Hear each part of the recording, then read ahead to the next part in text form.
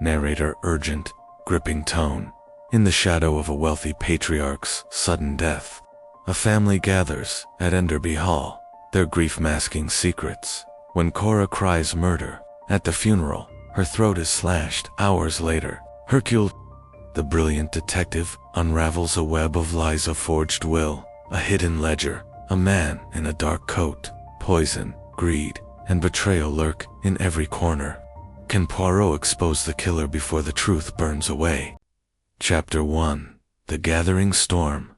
The rain fell in a relentless drizzle, cloaking Enderby Hall in a mournful shroud as the Lansquenet family assembled for the funeral of Richard Lansquenet. The manor, a sprawling relic of Georgian splendor, stood resolute against the October chill, its ivy-draped walls glistening under the gray sky. Inside, the air was heavy with the scent of polished oak and wilting lilies, the somber notes of a distant organ weaving through the corridors. The mourners, clad in black, moved with the stiff propriety of those bound by duty rather than affection, their faces a gallery of strained expressions. Hercule Poirot, the diminutive Belgian detective with his impeccable mustache and gleaming patent leather shoes, sat unobtrusively in a high-backed chair in the drawing room. His presence was an anomaly, noted by few but keenly felt by Mr. Entwistle, the family solicitor, and an old acquaintance who had insisted Poirot attend. "Something is not right," Mon Ami Entwistle had confided days earlier in his cluttered London office. "Richard's death was too sudden, and the family, they are not what they seem." Poirot, intrigued by the hint of intrigue, had agreed to observe, his sharp eyes already cataloguing the room's occupants. The Lansquenet clan was a disparate assembly. Cora Lansquenet, Richard's younger sister, flitted about in a garish black dress adorned with jet beads, her voice loud and her laughter jarring. She spoke incessantly, her words a cascade of gossip and reminiscence that grated on the nerves. Of her relatives, George Crossfield, Richard's nephew, stood by the fireplace, his door face set in a scowl, his fingers drumming restlessly against a glass of sherry. A stockbroker by trade, his eyes betrayed a preoccupation with matters far from grief.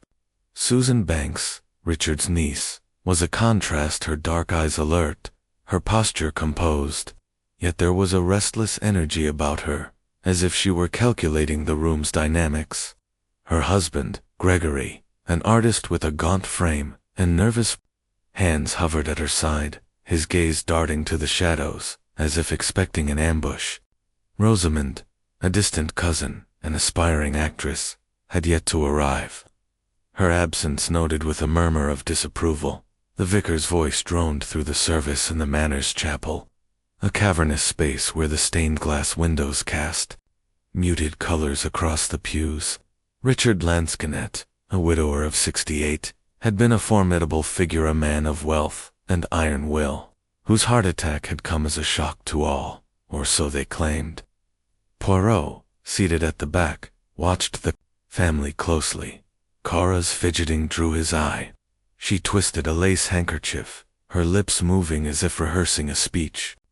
As the vicar concluded with a prayer, the congregation rose, and it was then that Cora's voice, sharp and theatrical, pierced the silence. It was murder. A collective gasp rippled through the chapel. Heads turned, eyes wide with shock or suspicion. George's glass nearly slipped from his hand. Susan's lips parted in a silent question. Gregory flinched as if struck. Mr. Entwistle, standing near the altar, froze, his spectacles glinting in the dim light. Poirot's gaze sharpened, his mind seizing the moment. But Cora, sensing the weight of her words, gave a high, nervous laugh. "Oh, don't look so grim.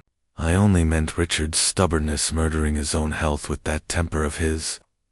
The explanation was feeble, and the room's tension did not ease. Poirot's gray cells, as he called them, began to hum, a jest or a truth carelessly spoken.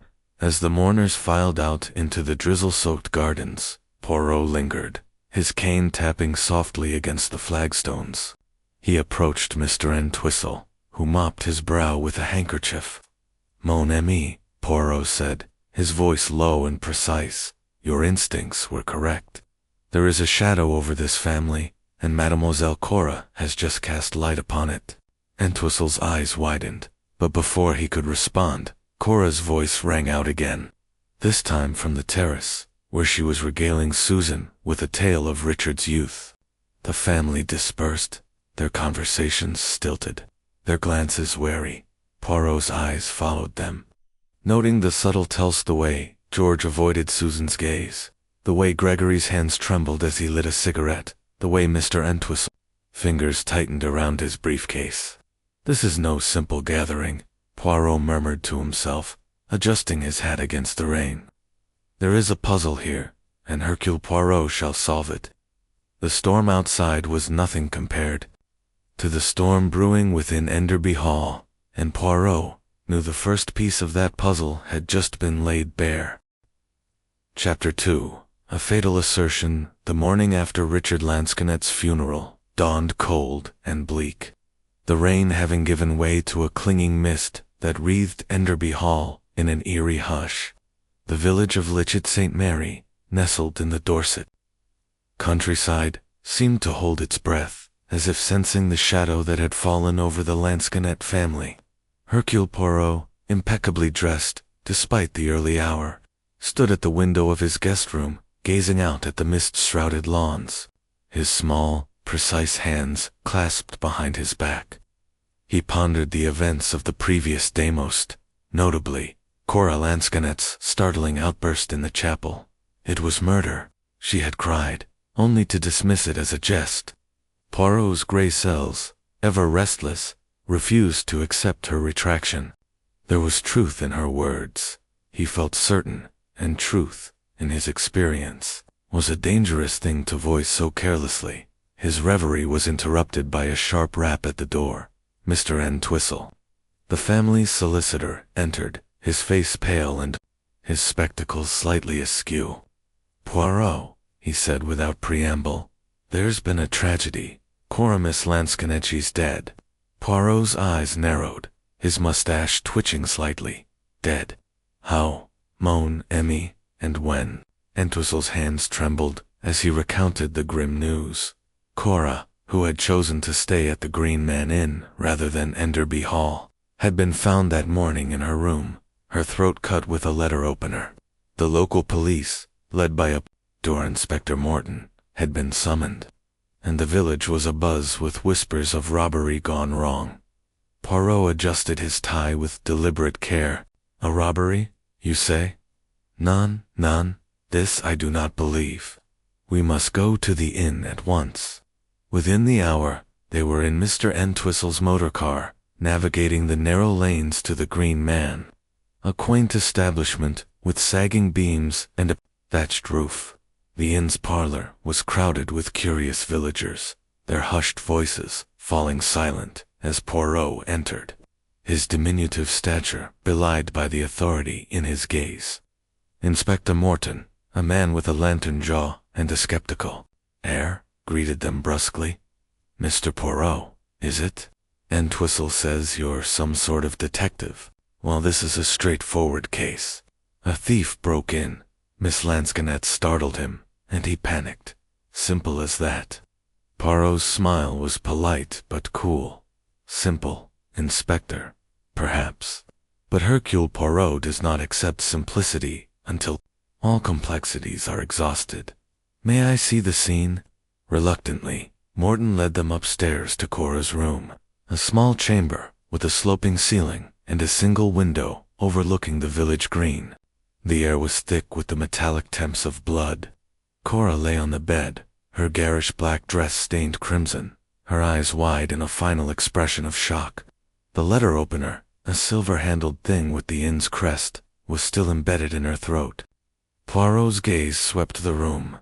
The window was latched from the inside, the furniture undisturbed, and Cora's modest jewelry, a pearl brooch and a pair of earrings, lay untouched on the dresser. Curious, Poirot murmured, his fingers brushing the window latch.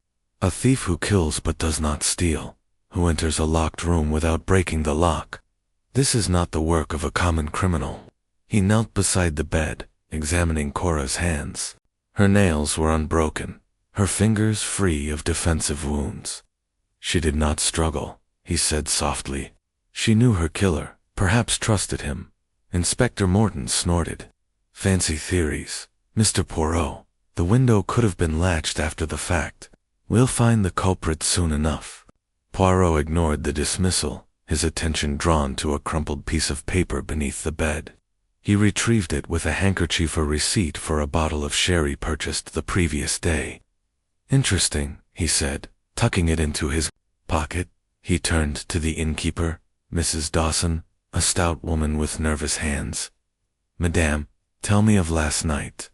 Sexually, Mrs. Dawson blushed. A gentleman visited Miss Lansquenet around 8 o'clock. A tall man, dark coat, hat pulled low. I couldn't see his face. He stayed perhaps 20 minutes, then left in a hurry. Poirot's eyes gleamed. And did you hear their conversation? Mrs. Dawson hesitated. Not clearly, sir.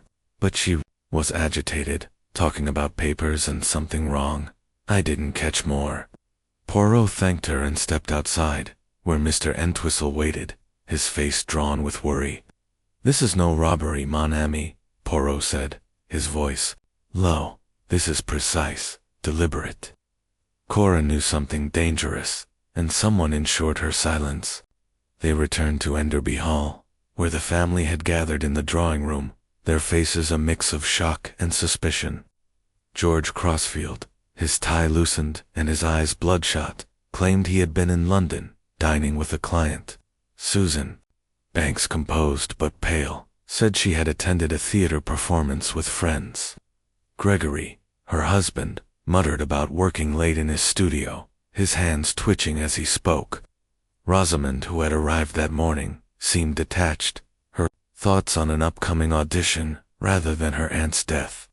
Poirot observed them closely, noting the undercurrents of unease. George's alibi was vague, his client's name forgotten. Susan's theater tickets were conveniently misplaced. Gregory's nervous tics suggested more than artistic temperament.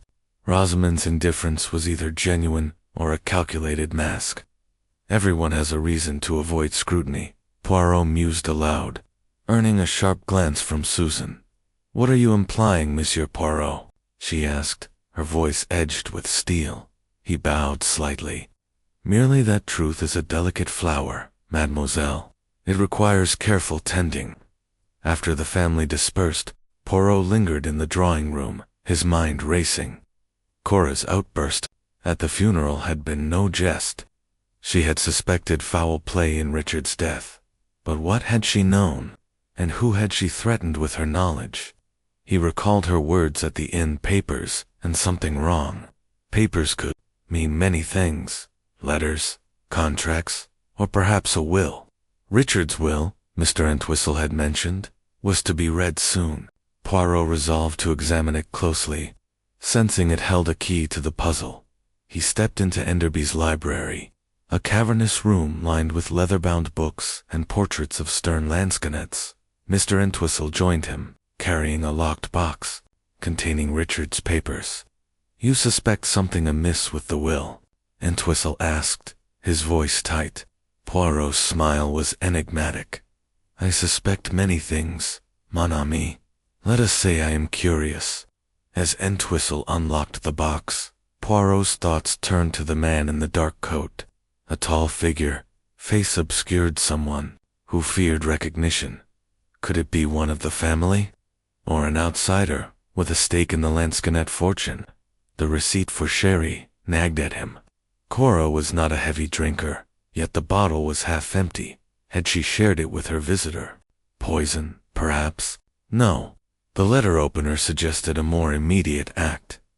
Poirot's gaze fell on a photograph on the mantel, a younger Richard, with Cora, both smiling in a rare moment of warmth. She was reckless, he murmured, but she was not wrong. The mist outside thickened, mirroring the fog in his mind. 2 deaths, one staged as a robbery, the other as a natural passing. The threads were there, but the pattern eluded him. He straightened, his resolve firm. Hercule Poirot does not rest until the truth is unveiled, he said to the empty room, his voice a quiet vow. The day wore on, and Poirot requested a meeting with Inspector Mourning to share his observations. Mourning, skeptical but intrigued, agreed to consider an exhumation of Richard's body, though he warned it would take time to arrange. Poirot nodded, unperturbed. Time was a luxury he could afford. The killer, he sensed, was growing restless. As he retired to his room that evening, he lit a single candle, its flame casting shadows on the walls. The puzzle was complex, but gray cells were equal to the task. Cora's death was a warning, a desperate act to silence her truth. And that truth, Poirot knew, lay hidden in the shadows of Enderby Hall, waiting for his light to reveal it. Chapter 3. The Will and its Shadows. The library at Enderby Hall, with its towering shelves and the faint must of old leather, seemed to close in around Hercule Poirot as he sat at the long mahogany table, his small, precise hands folded before him. The morning light, filtered through heavy velvet curtains, cast a muted glow over the room, illuminating dust motes that danced in the still air. Mr. Entwistle, the solicitor, stood opposite, his fingers fumbling with the brass clasp of a locked document box. The family had gathered at his request, their faces a study in guarded anticipation, though none could mask the tension that had settled over Enderby since Cora's brutal murder at the Green.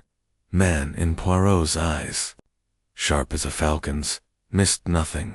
The way George Crossfield's jaw tightened, the flicker of unease in Susan Banks' steady gaze, the nervous twitch of Gregory's fingers, and Rosamond's distracted air, as if her thoughts were on a stage far from this somber scene. Monsieur Entwistle, Poirot began, his voice soft, yet commanding. You have called us here to read the will of Monsieur Richard Lansquenet. I trust this document holds no surprises, Nan. His tone was polite, but the question carried a subtle edge, and Entwistle's spectacles glinted as he met Poirot's gaze. No surprises, Mr. Poirot, he replied, though his voice wavered slightly. Richard's wishes were clear, though unconventional in parts. Poirot's mustache twitched, a silent acknowledgment of the solicitor's discomfort. He gestured for Entwistle to proceed. The solicitor cleared his throat and opened the box. Withdrawing a sheaf of papers bound in black ribbon, the family leaned forward, their collective breath held. Richard's estate, valued at nearly £500,000, was a prize that could transform lives or destroy them. Entwistle's voice, dry as parchment, began, To my sister, Cora Lansquenet, I leave £50,000 and the use of Enderby Hall for her lifetime. A murmur rippled through the room, cut short by the realization that Cora, now dead, would never claim it. To my nephew, George Crossfield, £100,000, to be invested at his discretion. To my niece, Susan Banks, £100,000, for her business ventures. To my cousin, Rosamond Shane, £75,000, to support her theatrical pursuits. Rosamond's lips curved in a faint smile, though her eyes remained distant. Entwistle paused, adjusting his spectacles. And finally, a codicil, added 3 weeks before Richard's death, to my trusted solicitor, Timothy Entwistle. I bequeath £50,000 in gratitude for his years of service. A stunned silence followed. George's face reddened, and he muttered something under his breath. Susan's eyes narrowed, her fingers tightening on the arm of her chair. Gregory's head jerked up, his expression unreadable. Rosamond merely raised an eyebrow, as if the news were a minor plot twist in a play. Poirot, however, leaned forward, his gaze fixed on Entwistle. A codicil, you say? Most interesting. May I examine the document? S'il vous plaît? Entwistle hesitated, then slid the will across the table. Poirot donned a pair of gold-rimmed spectacles, an affectation he rarely used, and studied the pages with meticulous care. The main body of the will was typed, the ink uniform, the signature bold and unmistakably Richard's, but the codicil, handwritten on a separate sheet, caught his attention. The ink was darker, fresher, and the signature, though similar, lacked the flourish of Richard's usual hand. Poirot's fingers traced the lines, his mind racing. "This codicil," he said, his voice deceptively mild. "It is unusual. Nan, a solicitor inheriting such a sum is not common practice." Entwistle bristled, his cheeks flushing. "Richard insisted on it. He valued my loyalty." "Bien, sir," Poirot replied, his smile enigmatic. "But loyalty, it can be tested, can it not?" He set the document down, his eyes scanning the family. "Monsieur Entwistle, do you have samples of Richard's handwriting from recent months? Letters, perhaps, or notes?" Entwistle nodded, retrieving a bundle of correspondence from the box letters Richard had written to his banker, his gardener, even a curt note to Cora. Poirot examined them, noting the steady, confident strokes. "We shall compare these, I think," he said, tucking the letters into his pocket. "A small matter, but Hercule Poirot leaves no stone unturned." The family dispersed, their unease palpable. Susan lingered, her dark eyes meeting Poirot's. Cora said something. "To me, before the funeral," she confided, her voice low. She thought Richard's death wasn't natural. She mentioned finding something wrong in his study, but she wouldn't say more. Poirot's interest sharpened. "And where is this study, mademoiselle?" Susan gestured to a door, at the far end of the library. "Locked, usually." Richard was private about his papers. Poirot nodded, his mind already forming a plan. "Merci, mademoiselle. You have been most helpful." Alone in the library, Poirot approached the study door, a heavy oak panel, with a brass lock. He tested the handle locked, as expected, but a quick glance revealed scratches around the keyhole, faint but fresh. "Someone has been curious," he murmured, his fingers brushing the marks. He summoned the housekeeper, Mrs. Pike, a wiry woman with a pinched face. "Madame, who has access to this room?" She frowned, thinking, "Only Mr. Richard, sir, and Mr. Entwistle, for business matters. The keys kept in the safe, but, well, Miss Cora was poking about here last week, asking odd questions." Poirot's eyes gleamed. "And did she enter?" Mrs. Pike shook her head. "Not that I saw, sir." Poirot returned to the drawing room, where Mr. Entwistle was conferring with Inspector Morton, who had arrived to update the family on Cora's case. The inspector's report was brief. No fingerprints on the letter opener, no signs of forced entry, and the man in the dark coat remained unidentified. "We're leaning toward a vagrant," Morton said gruffly. Miss Lansquenet was careless, leaving her door unlatched. Poirot's snort was barely audible, but his disdain was clear. "A vagrant who kills with precision and leaves no trace. Nan, Inspector, this is a crime of calculation." He drew Morton aside, his voice low. "I urge you to consider Richard Lansquenet's death. The exhumation you mentioned, has it been approved?" Morton nodded reluctantly. "The coroner's agreed, but it'll take a day or two." "You really think there's a connection?" Poirot's eyes were grave. "I think, Inspector, that Cora's death was no accident, and Richard's may be no natural passing. The truth lies in their secrets, and I shall find it." That afternoon, Poirot took a solitary walk through Enderby's gardens, the gravel paths crunching under his polished shoes. The mist had lifted, revealing the stark beauty of the estate, but his thoughts were elsewhere. Cora's murder, Richard's sudden death. The questionable codicil pointed to a motive rooted in greed or fear, but whose? George, with his failing investments, needed money desperately.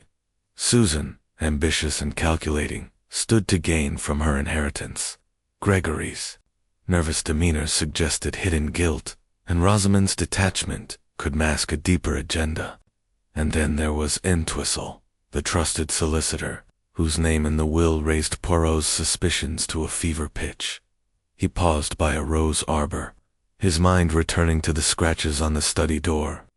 Cora had been searching for something proof, perhaps, of Richard's murder. Had she found it, and had it cost her life? The receipt for sherry, found under her bed, nagged at him. He resolved to visit the village shop where it was purchased, suspecting it held a clue to her final hours. As he turned back toward the house, he caught sight of a figure in the distance, a man in a dark coat, moving swiftly toward the stables. Poirot's heart quickened, but the figure vanished into the trees before he could follow. Back at Enderby, Poirot sought out Susan once more. "Mademoiselle, your aunt's words about something wrong. Did she mention papers? A letter? Anything specific?" Susan frowned, thinking. "She said she found an old ledger in Richard's desk, but it was gone when she looked again. She thought someone had taken it." Poirot's eyes narrowed. A ledger, financial records, perhaps, or evidence of tampering. And who knew of her discovery?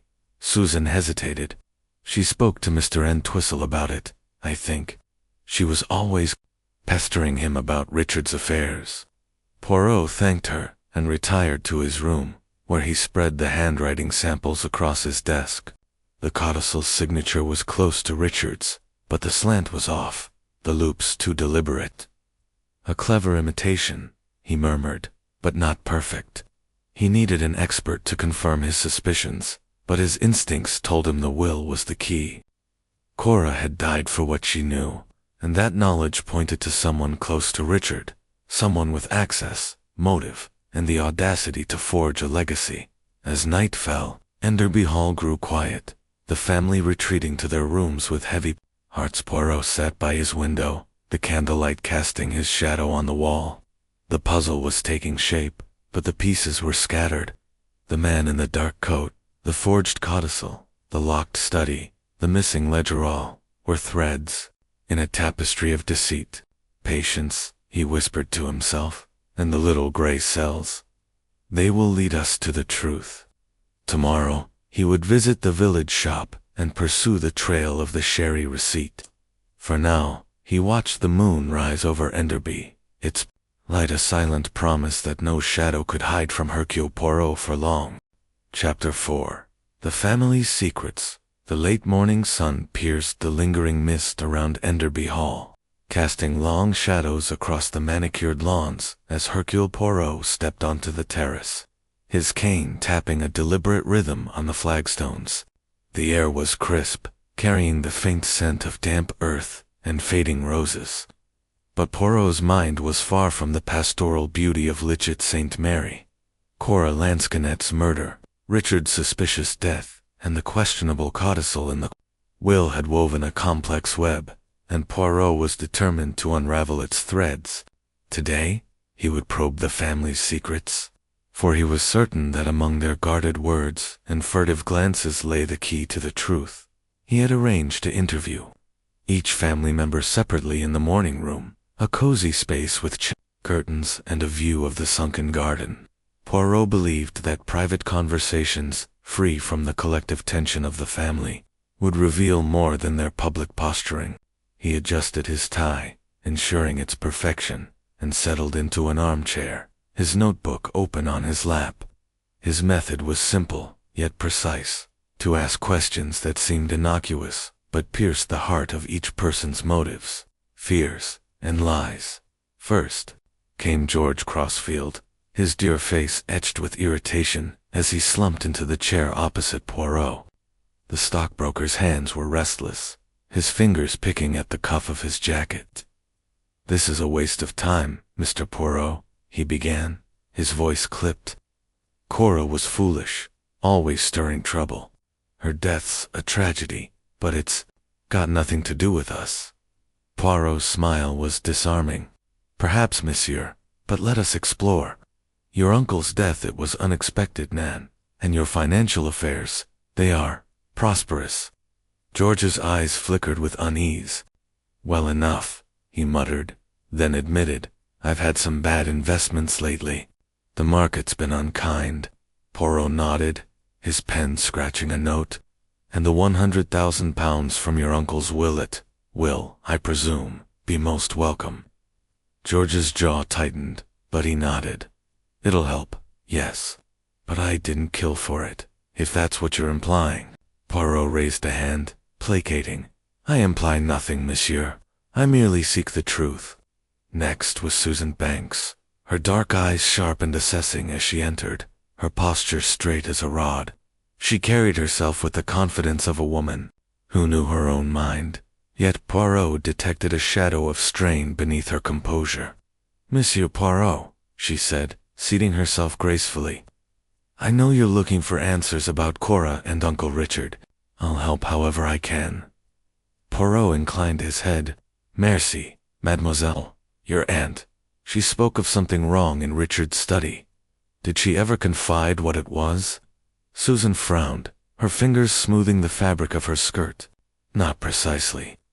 She was vague, said she'd found a paper that didn't add up. I thought she meant his account she was always nosy about money. Poirot's eyes gleamed. And your own ambitions, mademoiselle? The inheritance? It will fund your business ventures. Susan's gaze was steady. Yes, I plan to open a chain of boutiques. But I don't need to kill for that. My share is mine by right. Poirot noted her defiance, sensing both truth and calculation in her words. Gregory Banks followed, his lanky frame hunched as if bearing an invisible weight. His artist's hands, stained with faint traces of paint, trembled as he sat, avoiding Poirot's gaze.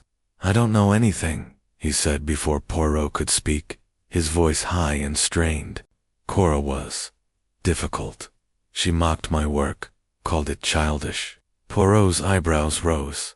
And this mockery, it angered you, monsieur? Gregory's eyes darted to the window. It stung, yes, but I didn't hurt her. I was in my studio, all night, painting.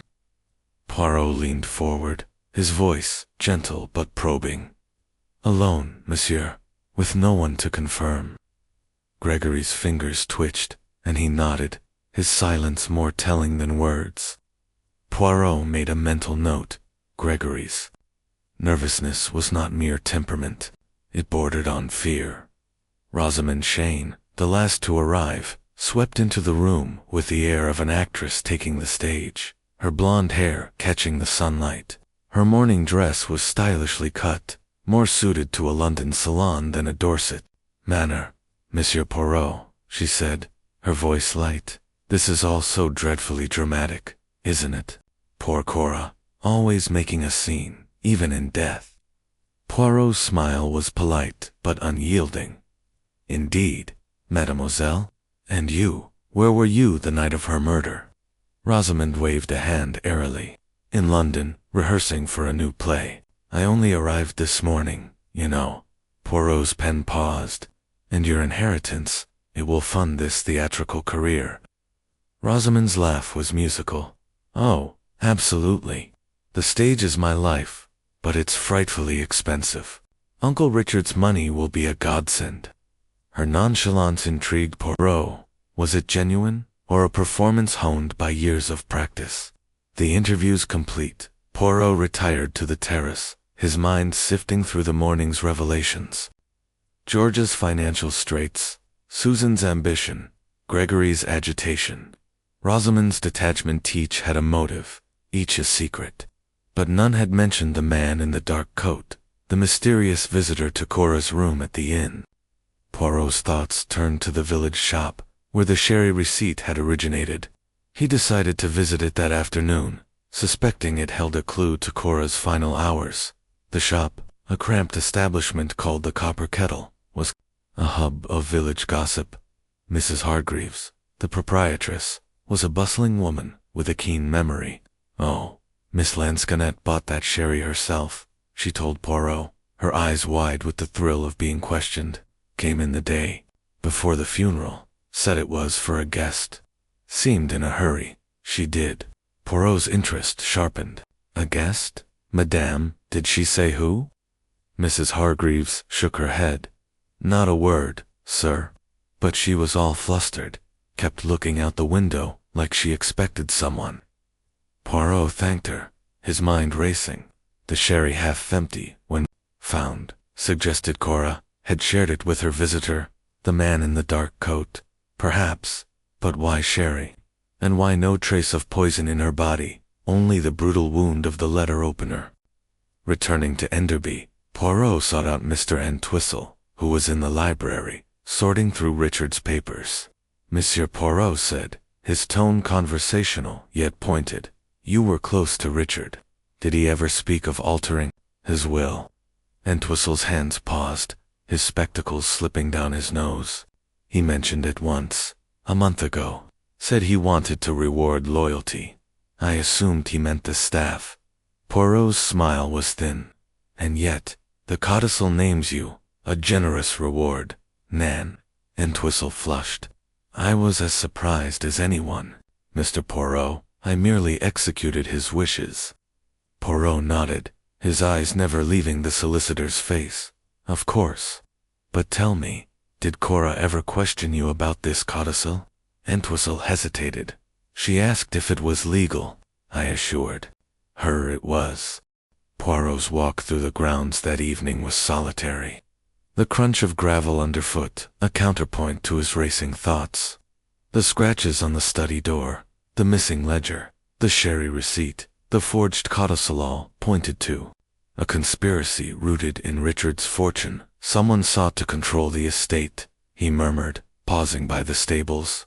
A groundskeeper, an old man with a weathered face, approached, tipping his cap.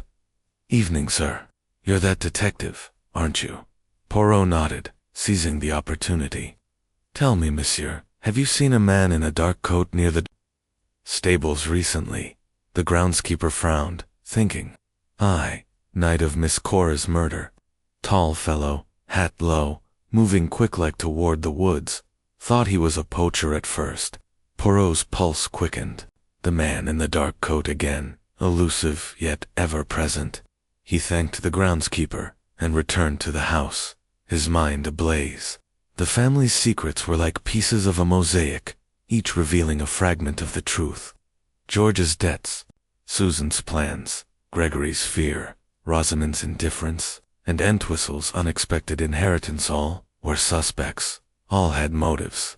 But the man in the dark coat was the shadow at the heart of the mystery, and Poirot was determined to bring him into the light. As he entered Enderby, he caught sight of Mr. Entwistle's heavy overcoat hanging in the hall, its dark wool gleaming in the lamplight. He paused, his fingers brushing the fabric. "Curious," he whispered, "most curious." Tomorrow, he would arrange for the handwriting expert to examine the codicil, and he would pursue the trail of the ledger. For now, he retired to his room, the weight of the case settling over him like the night itself. The truth was close, he sensed, but it was guarded by lies, as sharp as the letter opener that had ended Cora's life. Chapter 5. The clue in the ink. The pale light of a Dorset dawn filtered through the mullioned windows of Enderby Hall, casting a soft glow over the library, where Hercule Poirot sat, his small frame dwarfed by the towering bookshelves. A steaming cup of tisane rested at his elbow, its fragrance a sharp contrast to the musty air of the room. Before him lay Richard Lansquenet's will, its pages spread like a map to a hidden truth. The codicil, with its fresher ink and questionable signature, held Poirot's attention, its implications as dark as the shadows pooling in the corners. Cora's murder, Richard's sudden death, and the elusive man in the dark coat formed a puzzle that Poirot's gray cells were determined to solve, and the will, he suspected, was the linchpin. Poirot had summoned Miss Gilchrist, a handwriting expert from London, whose reputation for precision rivaled his own.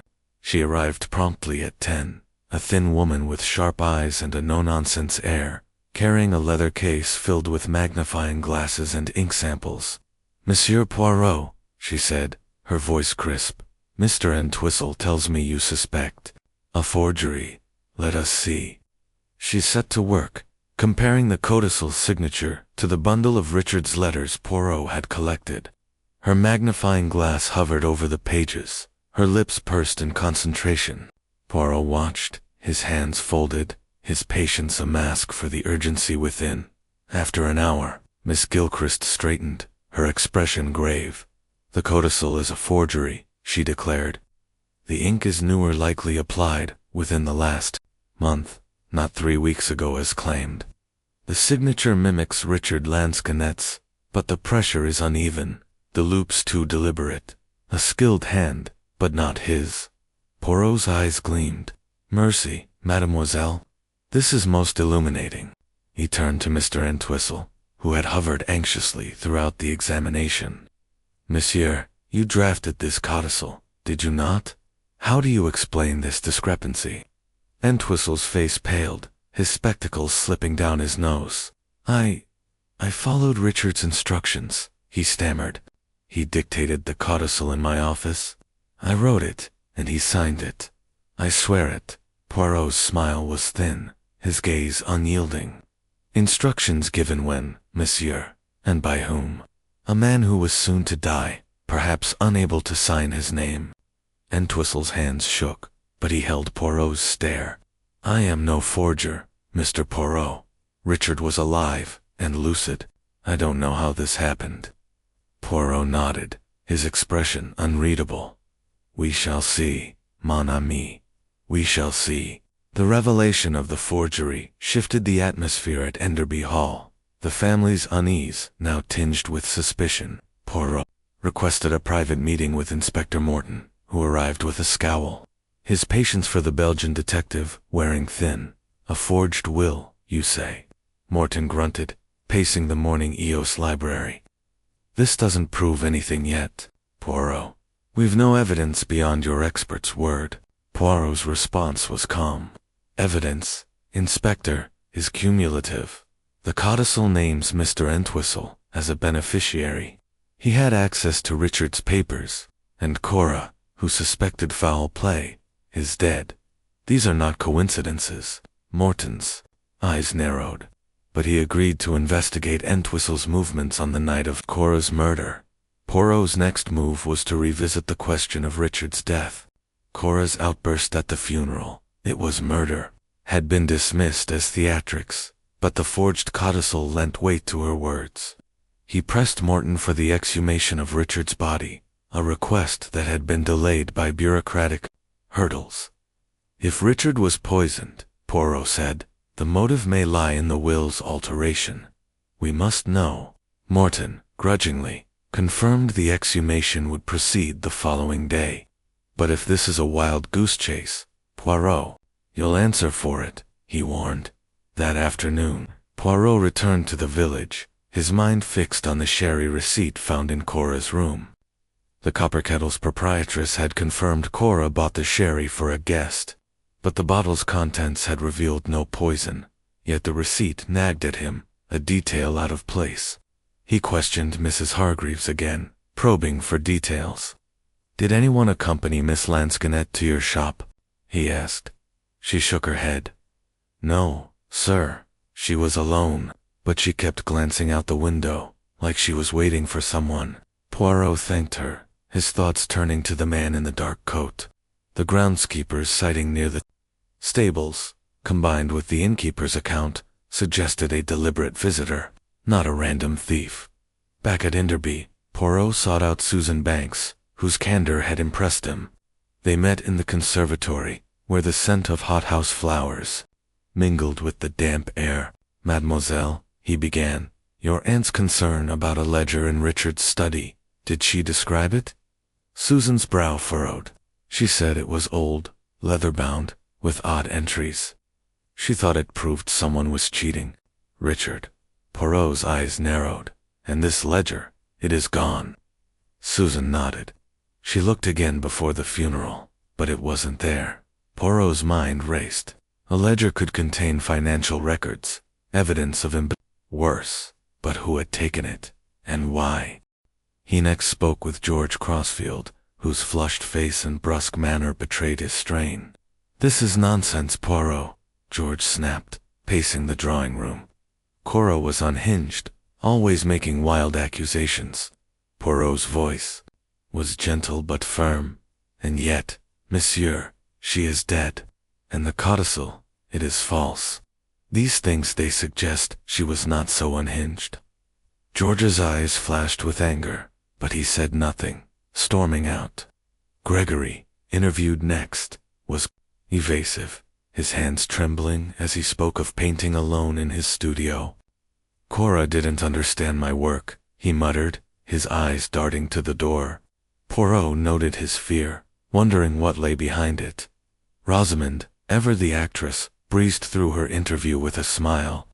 I barely knew Cora, she said, inspecting her nails. She was loud, always stirring things up. I was in London, you know, when it happened. Poirot's polite nod masked his skepticism. Her alibi was convenient, but unverified. He thanked her, his mind already turning to the locked study. With Mrs. Pike's permission, he examined the door again, the scratches around the keyhole more pronounced in the daylight. Someone forced this lock, he murmured, but with care, to avoid notice. That evening, Poirot dined with the family, observing their strained interactions. George drank heavily, his words slurred with resentment. Susan watched her husband with concern, while Gregory stared at his plate, silent. Rosamond chatted brightly about her latest role, oblivious to the tension.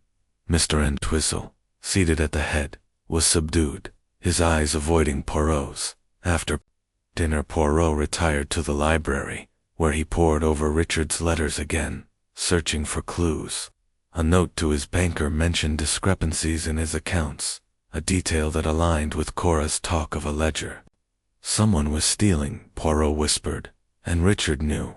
As he prepared for bed, a knock came at his door. Susan stood there, her face pale.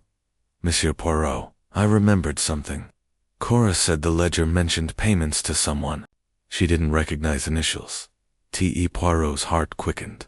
Timothy Inthway sexually. Poirot's mind raced. T.E. Timothy Entwistle, he said softly. Mercy, mademoiselle. This is most significant. He dismissed her politely, but the initials burned in his mind.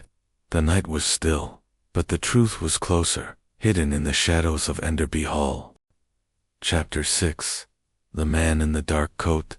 The evening sky over Enderby Hall was a tapestry of bruised clouds, the last rays of sunlight fading into a chill twilight that seemed to mirror the unease within the manor. Hercule Poirot stood at the edge of the terrace, his small frame silhouetted against the gathering dusk, his cane resting lightly in his hand. The revelation of the forged codicil, coupled with Susan's mention of the initials T.E. in the missing ledger, had sharpened his focus. Cora Lansquenet's murder, Richard's poisoned body, and the mysterious man in the dark coat formed a constellation of clues, and Poirot was determined to chart their course. Tonight, he would revisit the Green Man in seeking the thread that connected Cora's final hours to the shadows haunting Enderby. He donned his overcoat, its tailored lines as precise as his thoughts, and set out for the village, declining Mr. Entwistle's offer of a motor car. A walk, mon ami, clears the mind, he said, his eyes twinkling with purpose. The lanes of Litchett St. Mary were quiet, the mist curling like a living thing around the hedgerows. The Green Man Inn loomed ahead, its thatched roof glistening with dew. Inside, the parlor was dimly lit, the air heavy with the scent of ale and wood smoke. Mrs. Dawson, the innkeeper, greeted Poirot with a nervous nod, her hands twisting a dishcloth. Back again, sir. The police have been and gone, but the village is still talking. Poirot's smile was reassuring. Madame, it is the talk that interests me. May I see Miss Lansquenet's room once more? Mrs. Dawson led him upstairs, her steps hesitant. The room was as it had been, save for the blood now cleaned from the bed. Poirot's eyes scanned the space, lingering on the dresser where Cora's jewelry had lain untouched. He knelt, inspecting the floorboards, and found a faint smudge near the window, a trace of mud, overlooked by the police. Curious, he murmured, scraping a sample into a handkerchief. The window was latched, yet here is evidence of an outsider. He questioned Mrs. Dawson further. his voice gentle but probing. "The man in the dark coat, can you recall anything more? His voice, perhaps, or his manner?" She frowned, thinking. "He spoke low, sir, like he didn't want to be heard. I caught a word or two, papers and mistake." Miss Cora was upset, raised her voice about Richard's trust. "Then he left, quick as you please." Poirot's mind seized on the words. Papers again, and Richard's trust perhaps, a reference to the will or the ledger. "And the sherry, madame, did you see them share it?" Mrs. Dawson shook her head. "No, sir, but the bottle was open when I tidied up after half gone. It was." Poirot thanked her and examined the room once more, his fingers brushing the window latch. The mud suggested an entry, but the latch was undisturbed. "A clever ruse," he whispered, "to make us think the killer came from outside." He descended to the parlor, where a young maid, Elsie, was sweeping the hearth. "Mademoiselle," he said, startling her, "did you hear Miss Lansquenet's visitor?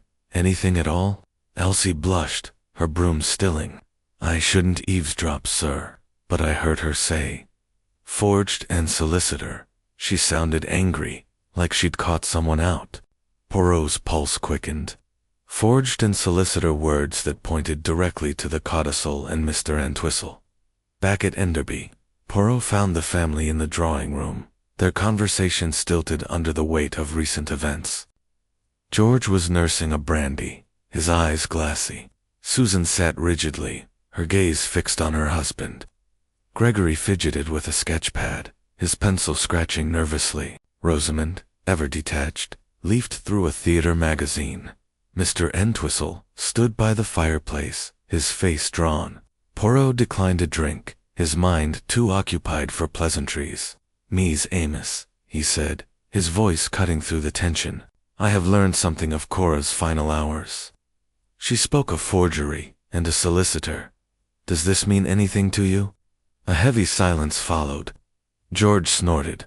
Cora was always full of nonsense. Susan's eyes flicked to Entwistle, who adjusted his spectacles nervously. "She was mistaken," he said quickly. "She questioned the will, but I assured her it was legal." Poirot's smile was polite, but cold. "And yet, monsieur, the codicil is false. A fact, not a mistake." The room grew colder, the family exchanging glances. Gregory's pencil snapped, the sound sharp in the quiet. Poirot noted it, his suspicion of the artist deepening. Was his nervousness guilt, or merely fear?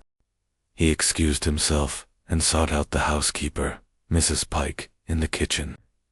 "Madame, the study door, has anyone attempted to enter since Cora's visit?" Mrs. Pike's eyes widened. "Not that I've seen, sir, but Mr. Entwistle was there yesterday, looking for papers. Said it was for the estate." Poirot's eyebrows rose. "Alone, madame?" She nodded, her lips tight. Poirot thanked her and made his way to the study. The scratches on the lock, now a glaring clue. He produced a small tool from his Paquita relic of past investigations and tested the lock. It gave way with ease, the scratches evidence of tampering. Inside, the study was orderly, Richard's desk piled with ledgers and letters. Poirot searched methodically, but the leather-bound ledger Susan had mentioned was nowhere to be found. He did, however, find a hidden drawer, its lock cleverly concealed. Inside was a single-sheeted draft of the codicil, in Entwistle's handwriting, but unsigned. The ink matched the forged document. "Mon Dieu," Poirot breathed. "The proof begins to emerge." He tucked the draft into his pocket, his mind racing. Entwistle had drafted the codicil, but had he forged it? And if so, why? The initials T.E. in the missing ledger suggested financial misconduct, but the murder of Cora pointed to a deeper desperation. Returning to the drawing room, Poirot observed the family from the doorway. Susan was speaking softly to Gregory, who flinched at her touch. George was pouring another drink, his movements unsteady. Rosamond, oblivious, hummed a tune. Entwistle stood apart, his face a mask of composure that Poirot now saw as strained. The man in the dark coat loomed in his thought stall, secretive, known to Cora, and Entwistle was not tall, but his coat was dark, and his access to Richard's papers made him a prime suspect. Yet Gregory's fear, George's debts, and Susan's ambition could not be dismissed. Even Rosamond's airy detachment might conceal a calculating mind. Poirot retired to his room, where he spread his clues across the desk: the sherry receipt, the mud sample, the draft codicil, and Richard's letters. He lit a candle, its flame steady in the still air. "The man in the dark coat," he murmured, "he is the key. But is he one man, or a disguise for many?" The ledger, he suspected, held evidence of financial tampering, perhaps payments siphoned by Entwistle, or another. Cora had found it, confronted her killer, and paid the price. Tomorrow, the exhumation of Richard's body would confirm or refute poison, but Poirot needed more. He needed the ledger, and he needed to unmask the man in the dark coat. As he prepared for bed, a soft creak sounded outside his door. He froze, his hand on his cane. Opening the door, he found the corridor empty, but a faint scent of tobacco lingered. "Someone watches," he whispered, his eyes narrowing. The game was growing dangerous, but Hercule Poirot was no stranger to danger. He closed the door, his resolve unshaken. The truth was near, hidden in the whispers of Enderby Hall, and he would not rest until it was his. Chapter 7. A trap is set. The air in Enderby Hall was thick with suspicion, as if the very walls absorbed the secrets whispered within them. Hercule Poirot, seated in the morning room with its faded chintz and view of the mist-shrouded gardens, felt the weight of the case pressing upon him. The forged codicil, the missing ledger, Cora's murder, and the shadowy man in the dark coat formed a puzzle that was nearing completion. Yet one piece remained elusive. The exhumation of Richard Lansquenet's body was scheduled for the following morning, promising answers about his death, but Poirot knew the killer was growing restless. To unmask them, he would need to act decisively. With a touch of theatricality that matched his adversary's cunning, Poirot had devised a trap to flush out the murderer. He requested a gathering in the drawing room that evening, ostensibly to update the family on his findings. The room, with its heavy drapes and gleaming chandelier, was a fitting stage for what he hoped would be a revealing performance. As the family assembled, their faces betrayed a mix of curiosity and dread. George Crossfield, his tie askew, clutched a glass of whiskey, his eyes darting nervously. Susan Banks sat with poised intensity, her gaze flickering between Poirot and her husband, Gregory, whose pallor and trembling hands suggested a man on the edge. Rosamond Shane, ever the actress, lounged with an air of detached amusement, though her fingers toyed restlessly with a pearl necklace. Mr. Entwistle, the solicitor, stood by the fireplace, his spectacles reflecting the firelight, his composure strained but intact. Inspector Mourning, at Poirot's insistence, joined them, his skeptical frown a contrast to Poirot's serene confidence. "Ms. Amiss," Poirot began, his voice clear and deliberate, "the tragic deaths of Monsieur Richard and Mademoiselle Cora are no mere accidents. They are linked by greed, deceit, and a forged document that sought to alter a fortune." He paused, letting his words settle. "But tonight, I bring news. A witness has come forward, stable boy, employed here at Enderby, who saw a man in a dark coat near the stables on the night of Cora's murder. He will identify this man tomorrow morning." The effect was immediate. George's glass slipped, splashing whiskey on his cuff. Susan's lips parted, her eyes narrowing. Gregory's hands clenched, his knuckles white. Rosamond's necklace snapped, pearls scattering across the floor. Entwistle's spectacles slipped down his nose, and he fumbled to adjust them, his face paling. Poirot's eyes missed nothing, cataloging each reaction. The stable boy was a fiction, a carefully crafted lie to provoke the guilty party into action. This witness, Poirot continued, saw the man clearly, a tall figure, moving with purpose.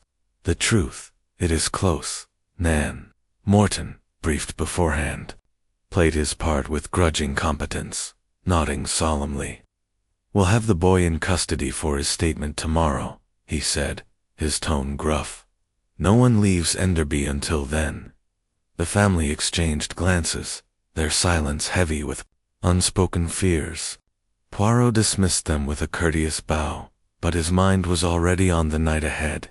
"The guilty one will act," he murmured to Morton, as the room emptied. "They cannot risk exposure. We must be ready." With Morton's cooperation, Poirot arranged for discreet surveillance. 2 constables, stationed in the shadows of the stables, would watch for any movement. Poirot himself took up a post in the library, its windows offering a clear view of the grounds. He extinguished the lamps, relying on moonlight to guide his vigil, his cane resting across his knees like a sentinel's weapon. The hours ticked by, the house settling into an uneasy quiet. At midnight, a faint creak sounded from the hall, followed by the soft thud of footsteps. Poirot's pulse quickened, but he remained still, his eyes fixed on the window. A figure emerged from the side door, cloaked in a dark coat, hat pulled low. The silhouette was tall, moving with stealth toward the stables, a petrolkin glinting in their hand. Poirot's lips curved in a grim smile. "The trap, it springs," he whispered. He signaled to the constables via a prearranged tap on the window, and they moved swiftly, their boots silent on the grass. The figure reached the stables, splashing petrol against the wooden walls, unaware of the shadows closing in. A match flared, but before it could ignite, the constables pounced. Pinning the figure to the ground, Poirot hurried to the scene, his cane tapping urgently. The constables hauled the figure to their feet, removing the hat to reveal Mr. Ent. His face flushed with panic. "This is a mistake," he cried, struggling against their grip. "I was checking the horses. There was a noise." Poirot's eyes were cold, his voice cutting through the night. "Nan, monsieur, you sought to burn the stables, to destroy evidence of your presence on the night of Cora's murder. The man in the dark coat, it was you, was it not?" Entwistle's protests grew frantic, but the constables held firm, escorting him to the house. Morton, summoned from his post, took charge, his skepticism giving way to grudging respect. "We'll question him at the station," he said, cuffing Entwistle, "but this doesn't prove he killed anyone." Poirot nodded, his expression unreadable. "Patience, Inspector. The pieces, they fall into place." Back in the drawing room, the family was roused, their faces a mix of shock and confusion as Entwistle was led away. Susan's voice was sharp. "You think he killed Cora? And Uncle Richard?" Poirot raised a hand, calming the room. "I think, mademoiselle, that Monsieur Entwistle has much to explain. The codicil, it is forged. The ledger, it is missing. And the man in the dark coat, he is caught. But the truth, it requires one final step." He retired to his room, but sleep eluded him. The draft codicil, the mud smudge, the sherry receipt, and now Entwistle's desperate act all pointed to a man cornered by his own schemes. Yet Poirot's gray cells were not fully satisfied. Gregory's fear, George's debts, Susan's ambition, Rosamond's detachment each could still play a role. The exhumation, set for dawn, would confirm Richard's poisoning, and Entwistle's interrogation might yield a confession. But Poirot knew the heart of the mystery lay in the motive, and that motive was rooted in the fortune that had torn the Lansquenet family apart. As the first light of dawn crept through his window, Poirot lit a candle, its flame a beacon in the lingering darkness. "The truth," he murmured. "It waits for Hercule Poirot." He prepared for the day ahead, knowing the final act was near, and with it, the unmasking of a killer who had gambled everything and lost. Chapter 8. The Final Revelation. The drawing room of Enderby Hall glowed softly under the chandelier's light. its crystal prisms casting fleeting rainbows across the somber faces of the Lansquenet family. The morning had dawned with a crisp clarity, the mist finally banished from Lichet St. Mary, as if nature itself anticipated the unveiling of truth. Hercule Poirot stood at the center of the room, his small frame commanding attention, his mustache impeccably groomed, his eyes sharp with the certainty of resolution. The family, George Crossfield, Susan Banks, Gregory Banks, and Rosamond Shane, sat in a tense semicircle, their expressions a mix of apprehension and curiosity. Inspector Morton stood by the door, arms crossed, his skepticism tempered by the events of the previous night. Mr. Entwistle, now in custody, was absent, but his shadow loomed large over the gathering. Poirot had requested this final assembly to lay bare the truth behind Richard Lansquenet's death and Cora's murder. The exhumation, completed at dawn, had confirmed his suspicions. Traces of arsenic were found in Richard's body, a slow poison administered over weeks. The forged codicil, the missing ledger, and the capture of the man in the dark coat had brought the puzzle's pieces into alignment, and Poirot was ready to reveal the picture they formed. Amiss, he began, his voice clear and measured. We are gathered to resolve a tragedy that has struck this family twice over. Monsieur Richard Lansquenet did not die of natural causes, as was supposed. He was poisoned with arsenic, a death both cruel and deliberate. Mademoiselle Cora, his sister, suspected this truth and voiced it at his funeral. For her honesty, she was silenced with a letter opener in her throat. These crimes, they are connected by a single thread, greed, and the desire to control a fortune. George shifted uncomfortably, his whiskey glass empty for once. Susan's eyes were fixed on Poirot, her hands clasped tightly. Gregory's nervous twitching had stilled, his face pale, but attentive. Rosamond, her theatrical air subdued, watched with an intensity that belied her usual detachment. Poirot continued, pacing slowly, his cane tapping the floor. Let us begin with Richard's death. He was a wealthy man, his estate a prize worth killing for, but who stood to gain? The will. It divided the fortune among you, George, Susan, Rosamond, and Cora. Yet, a codicil, added mere weeks before his death, granted £50,000 to Monsieur Entwistle, the solicitor. This codicil, amiss, was a forgery. He produced the draft codicil from his pocket, its ink matching the forged document. Miss Gilchrist, the handwriting expert, confirmed the signature was not Richard's. The loops, the pressure, they were imitations, crafted by a skilled hand.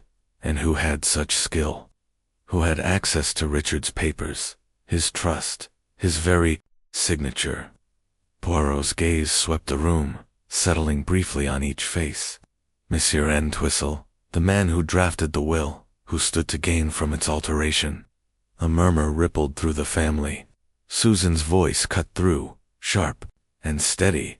You're saying Mr. Entwistle poisoned Uncle Richard and killed Cora?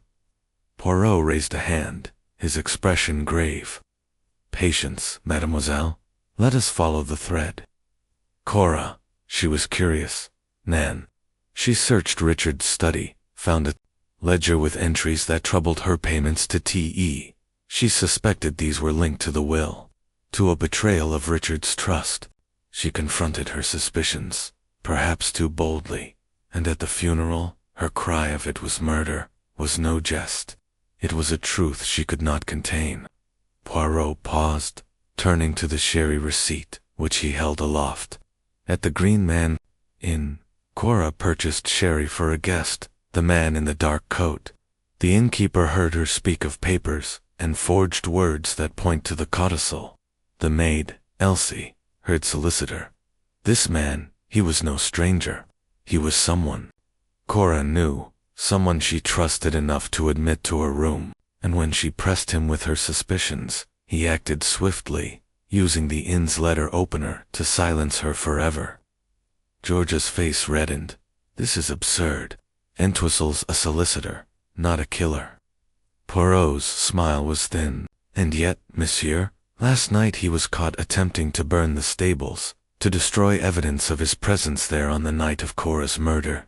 The groundskeeper saw him, a tall figure in a dark coat, moving stealthily. The mud in Cora's room, it matches the soil near the stables. And the draft codicil, found in Richard's study, is in Entwistle's hand. Inspector Mourning shifted, his voice gruff. We've got him in custody, Poirot, but he's denying everything. Says he was checking the horses, not burning anything. Poirot's eyes gleamed. Denials, Inspector, are the refuge of the guilty. Let me tell you how it was done. Entwistle, trusted by Richard, saw an opportunity. He knew of Richard's wealth, his solitary life.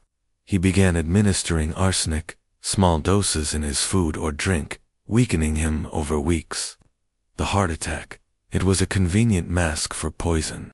Then, he forged the codicil, ensuring a share of the fortune for himself. But Cora, she was too curious. She found the ledger, saw the initials T.E., and pieced together the truth. She confronted Entwistle at the inn, threatening to expose him. He could not allow this. Poirot turned to the family, his voice softening.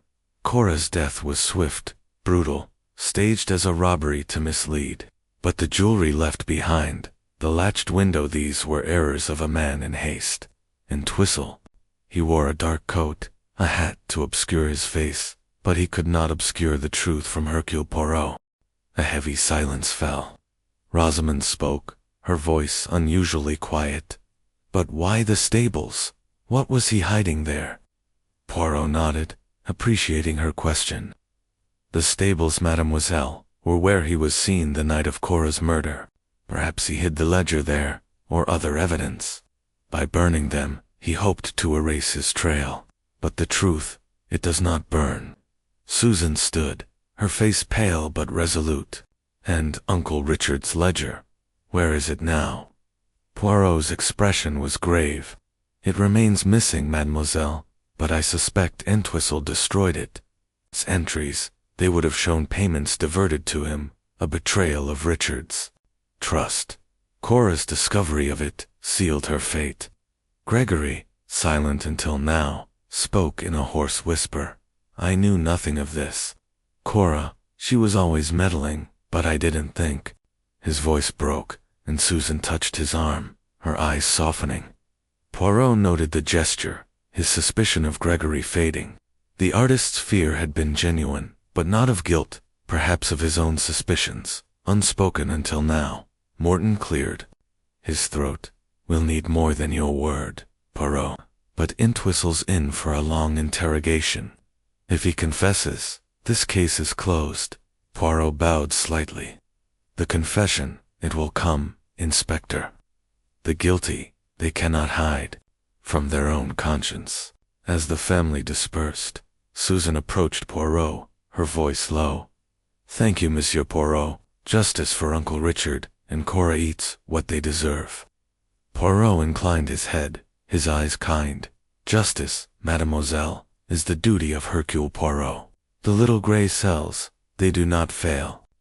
He left the drawing room, stepping into the hall where the morning light streamed through the windows, banishing the last shadows of Enderby's secrets.